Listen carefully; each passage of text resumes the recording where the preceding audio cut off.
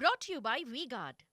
ભાવનગરની મહારાજ કૃષ્ણકુમારસિંહજી યુનિવર્સિટીમાં પરિણામ બાબતે વિદ્યાર્થી સંગઠનોએ મોરચો માંડ્યો। સેમેસ્ટર 1ના પેપરો આડેધડ ચેક કરાતા પરીક્ષાર્થીઓને ઓછા માર્ક્સ મળ્યા હોવાનો આક્ષેપ। વિદ્યાર્થી સંગઠનોએ યુનિવર્સિટીના કાર્યકારી કુલપતિને રજૂઆત કરી વિદ્યાર્થીઓને ગ્રેસિંગ આપવાની માંગ કરી। અમદાવાદ, ભાવનગર, અમરેલી અને ભાલ પંથકમાં ચાલુ મહિને નહીં સર્જાય પીવાના પાણીની તંગી। સિંચાઈ વિભાગે કડાણા ડેમમાંથી દરરોજ 1000 ક્યુસેક પાણી વણાંક બોરી વિયરમાં છોડવાનું શરૂ કર્યું।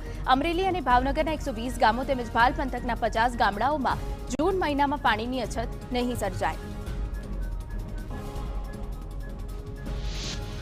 એમએસ યુનિવર્સિટીમાં સ્થાનિક વિદ્યાર્થીઓ માટે અનામત દૂર કરવા હિલચાલ। 70% બેઠકો સ્થાનિકો માટે અનામત રાખવાની પ્રથા દૂર થવાના એંધાણ। ગુજરાત બહારના તમામ વિદ્યાર્થીઓ પ્રવેશ આપવાના પ્રસ્તાવ પર ચર્ચા। પૂર્વ સેનેટ સભ્ય નરેન્દ્ર રાવતે પત્ર લખી વિરોધ દર્શાવ્યો, આંદોલનની ચીમકી આપી।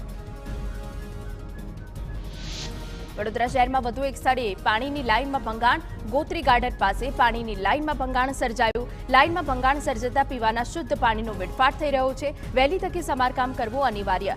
માત્ર 15 દિવસ બાદ 7 થી વધુ સ્થળોએ ભંગાણ સર્જાતા કામગીરી ઉપર સવાલ ઉભા થયા। વડોદરામાં એમજીવીસીએલની ઓફિસમાં સ્માર્ટ વીજ મીટર બાબતે ગ્રાહકોનો હોબાળો। સ્માર્ટ મીટરને બદલે જૂના મીટર લગાવવા ગ્રાહકોની માંગ। ગ્રાહકનો 2000નું રિચાર્જ 12 દિવસમાં પૂરું થઈ જતા કર્યો વિરોધ। સ્માર્ટ વીજ મીટરથી હાલાકી પડતી હોવાનો ગ્રાહકોનો આરોપ।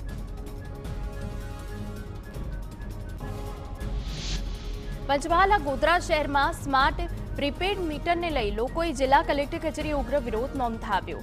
સ્માર્ટ મીટરના યુનિટના દર વધુ હોવાથી લોકોએ વિરોધ કર્યો। એમજીવીસીએલે લોકોની રજૂઆત સાંભળી લોકોની ગેરસમજ દૂર કરવા અને યોગ્ય નિરાકરણ લાવવા કહ્યું। Brought to you by V-Guard.